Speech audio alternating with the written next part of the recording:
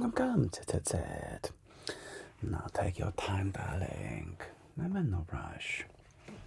Okay. No, but for real. You need to sit low, darling. You need to sit lower. Okay, lower your chair down, darling. Good. Lower. Keep coming, darling. I feel like you're doing this on purpose. Are you like a 5-year-old child? Please sit up in your chair. There we go. Now, can you hold still, please? Thank you, darling. Okay, so wonderful for you to join us and for me to see you again. I take a great deal of pride and pleasure in helping people.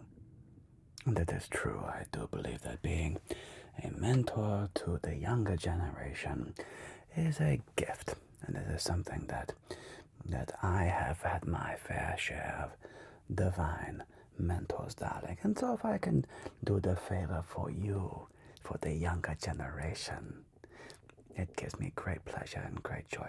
So, take a breath, darling. Take a nice breath. Get yourself present to the space with you and me. A calming breath to bring you presence. Begin.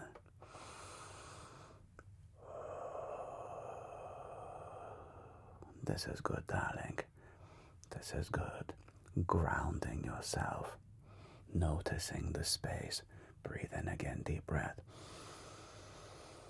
Exhale. Very good, darling. Very good. Now, before we begin and you go off on a possible grievance session, you must first tell me who you are, darling. Who are you? What makes you you? Tell me, darling, who are you? Yes, you are bold. You are creative. You are beautiful. You are powerful. You are expressive. You avoid being impressive. And therefore, by avoiding trying to be impressive, you in fact end up being impressive, darling. Very good. What else? You are creative, yes. You are funny. Darling, you often make me laugh. You make me smile on a regular basis, and this is very important. Do not underestimate the power of laughter. What else about you, darling? What else makes you, you? That's right, you are caring. You are kind. You are compassionate. What else, darling? You are adventurous. Yes, you are, darling. Yes, you are. Now, as with all of us, even myself, darling, look at me, darling. There will come a time in all of our lives when we are feeling insecure. This is part of life, darling. I don't know if there is a way around it. There will inevitably be times when you are feeling confident. You have no butterflies in your tum-tum to dissuade you from action. You are not afraid to leap into the battle, metaphorically speaking. And yet, there are certainly other days and other times when we can feel paralyzed with self-doubt. It happens to everybody, darling. It's okay. It is okay. There's a quote. People think it was Einstein. I do not know if it was. Something along the lines of, if you told a fish that it needed to climb a tree, the fish would feel stupid.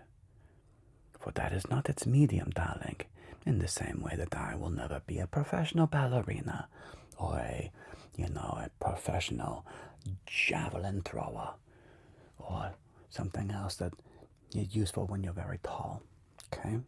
I'm not going to be that, darling, and that's okay. You cannot be anything, but you can be many things.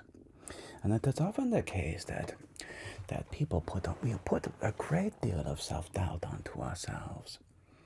And we are often very mean to ourselves. And this is certainly true. I've observed this in the vast majority of people that I have encountered. There are, of course, exceptions. I have met people who have a incredible, blind confidence. I do not know where it comes from, but they are simply the type of person that just believes that everything good should happen to them. I honestly cannot tell if it's healthy or sociopathic. Probably somewhere in the middle, darling. But for everybody else, this is going to be a battle, a struggle that you are going to go through.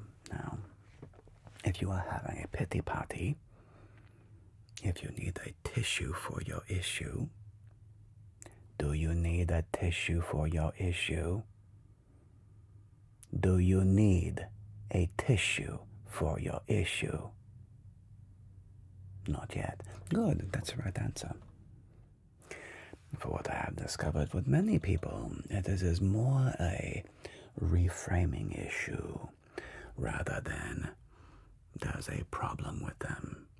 There's very rarely a problem, a real issue with whoever, you, me, whoever I'm talking to. It is more an issue of framing how you see the world, darling. Okay? Now, in the land of life, there are two options we can choose.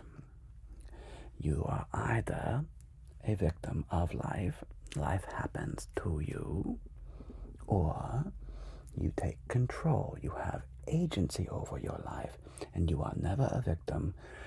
Negative things may happen to you, but you deal with them in stride.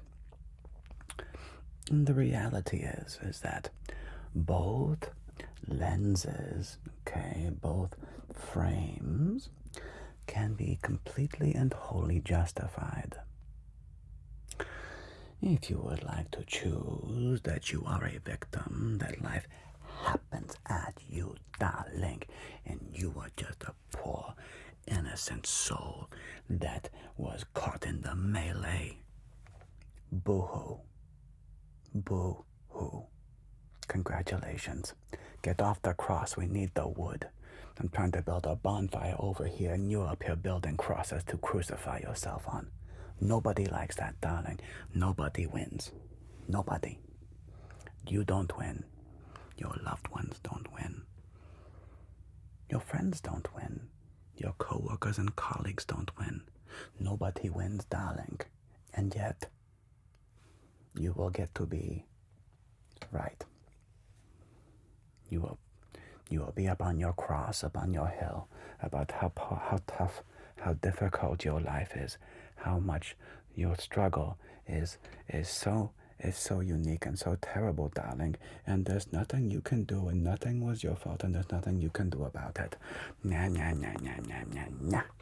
Enough. Hodgepodge. Get away with this nonsense. It's like monkeys on your back, darling.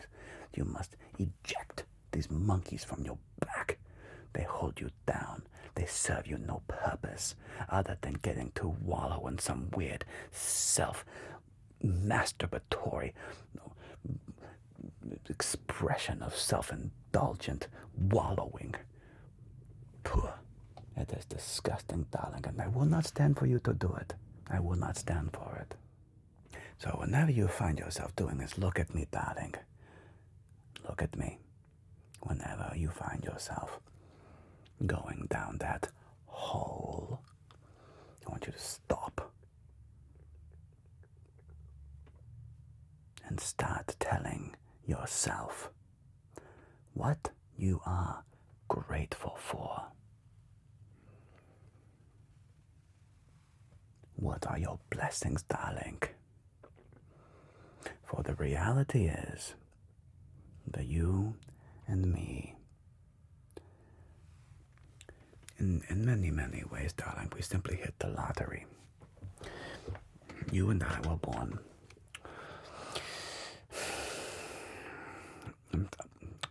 Were you born on a dirt floor? No. Did you have to go carry water from a well or a river that is 2 miles away every morning? You have to carry this water back to your village on top of your head or on your back, or carry it across a yoke on your shoulders. Did you do that, darling? No, you didn't, did you? Do you have a computer? Do you have a cell phone? Do you have electricity? Are you hungry? And I do not mean, does your tummy have a rumble? I mean, are you actually hungry? No. And this is a wonderful thing, darling. This is a blessing. And I don't want to be trite, but it is very important to put the world and our frame of the world into context, darling. For who are the most annoying people on planet Earth? Who are they? Rich, spoiled brats. That's right. And now the thing is this is a scale, you see. Now, you are judging and you're, oh yeah, look at those rich, spoiled brats. They have everything. Oh no, boo-hoo. Daddy didn't buy them a Mercedes-Benz or a Porsche or whatever for their birthday. Oh, boo-hoo. Oh, they didn't get to have a pony ride at their birthday party. They didn't have a live pony. Oh, boo-hoo, right? Remember this, darling. There's somebody who would say the exact same thing about you. There is somebody who would literally kill to have your life, to have your privileges. And this is not to say that everybody's life is easy. Do not conflate these two philosophies. It does not mean that you don't have actual problems. It does not mean that you do not have upset and trials and tribulations.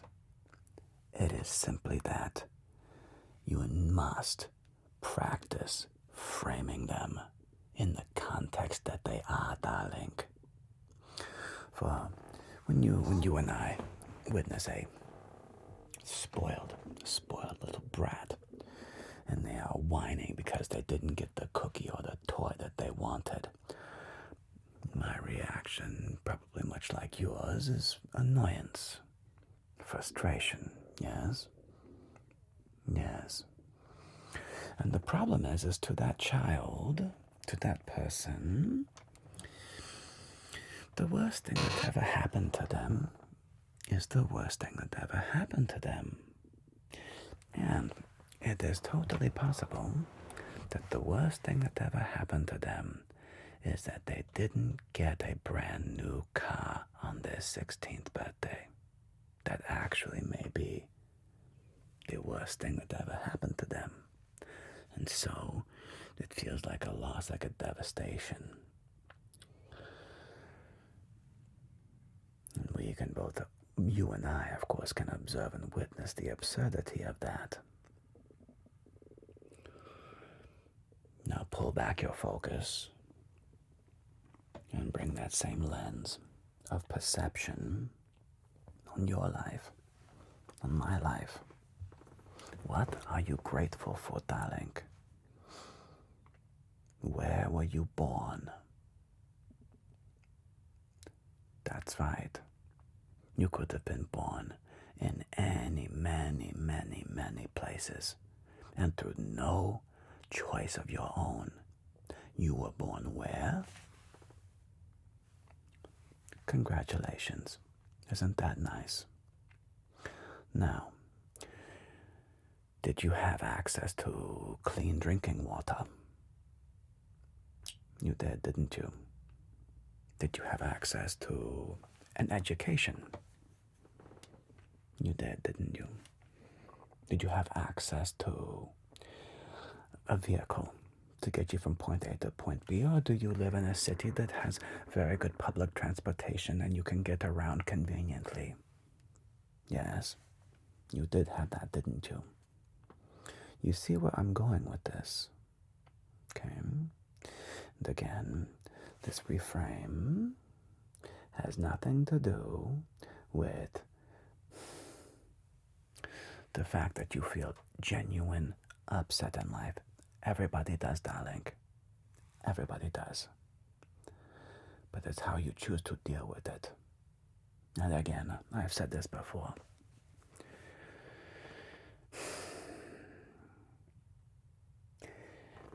If you truly ask me, in my heart of hearts, in my bone of bones, does everything happen for a reason? I don't know. I mean that. I don't know. Maybe. Maybe not.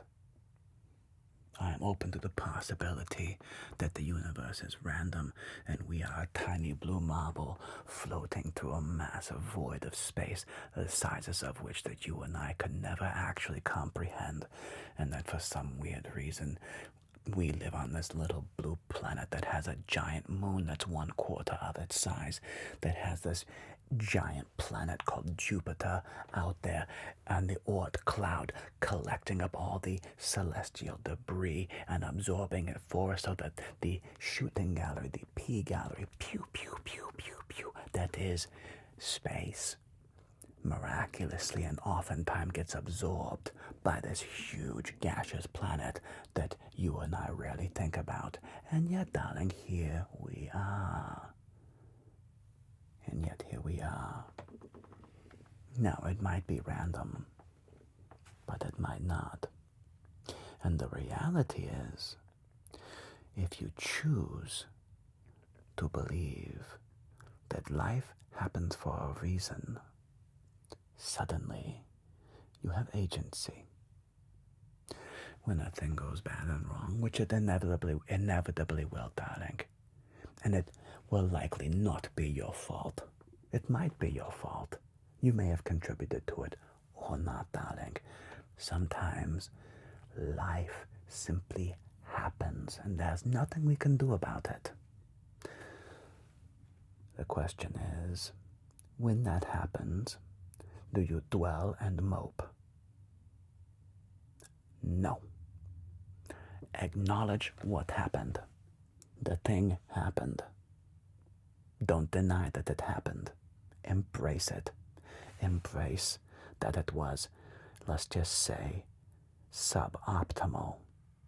That it could even be a tragedy. And acknowledging that and saying, you are okay. I am okay. That hurt. That was brutally painful. That was horrible. Was awful. I did not deserve that, necessarily. I didn't deserve that, but it happened. And I'm going to move forward. I will not stay in this zone of self-pity. No. I will pick myself up by my bootstraps. I have issue with this term, but you know what I mean. There is simply no juice. There is no benefit in staying in that the place, the position of victimhood, darling. Even if we are a victim, it does not matter. There is no value in focusing on it. Does that make sense? Good. Good. So,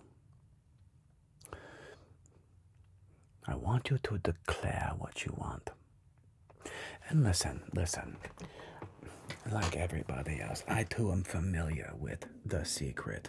I too am familiar with manifestation. Does it always work out?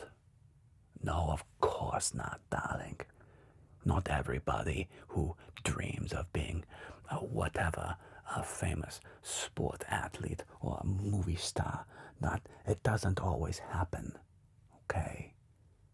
But if you don't try, if you don't have ambition, desire, goals, you will get sad and depressed. And even though life of goals and setting an objective, like setting some kind of a manifestation, is sort of like being shot out of a cannon, okay? But you only have, you're sort of like an arrow with like a missing fletching. The fletching, darling, is the little fin on the back of the arrow so that the arrow will fly straight and true, okay? You and me, it's like we're being drawn back on a bow. And you are manifesting a certain type of a future for yourself. And the bow is drawn back. And your manifestation is the target. And you release that arrow, that manifestation, you release it. But as I said, it is missing some fletchling. And that arrow will inevitably skew and float, and it may go over this way, it may go that way, it may go this way, it may go this way. Every now and again, the arrow will go to its intended aim. But 99 out of 100 times, that arrow will go some other way you and I never could have predicted. But it never would have moved forward. It never would have been sprung without your intention, without your manifestation. So even if you don't end up where you thought you were going to, the important thing is to have a goal, have a target.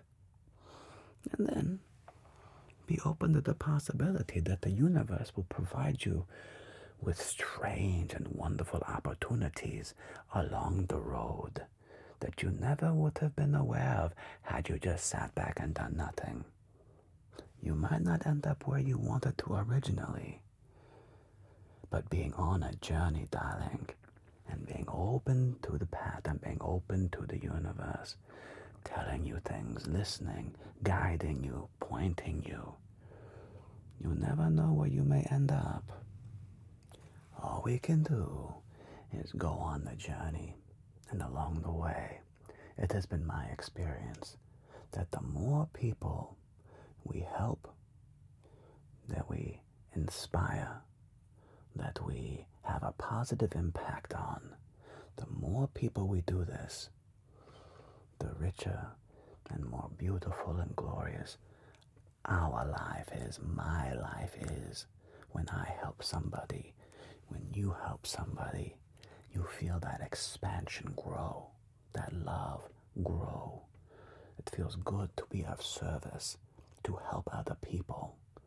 It feels good to be a part of a community. We all need this, darling. We all need to support other people. We need to be challenged. We need to be stressed. For without these, darling, it is very funny, but we end up being depressed. It is part of being a human. If we are not being stressed and motivated through difficulty, we don't get anything done and we end up being sad and mopey. It's weird, you know? Hence again, going back to the spoiled rich child, there's nothing to fight for. And so they are sad and miserable because they didn't have to earn anything. Everything was given to them, and yet they are not happy. Their lives are often hollow and empty unless they go on their own path of enlightenment, sort of like the Buddha. I don't know the last time you read the book Siddhartha, but I highly recommend rereading Siddhartha. It only takes about a day, a few hours. It's a very good book. It's a story of the Buddha. Okay, starting off as a wealthy merchant, renouncing everything, becoming a merchant again. But it is only through these journeys, darling, through these adventures, that your life will unfold before you. So, go. Be bold. Be expressive. Be kind. Be generous. Love. Be funny. Laugh with other people. Laugh at yourself with other people. And your journey will be a wonderful one. Okay. Okay. Okay, go, go, go. Shoo, shoo, shoo. I love you. Go leave the nest, darling. Go fly and be bold. Okay. Okay, bye-bye. Okay, bye-bye.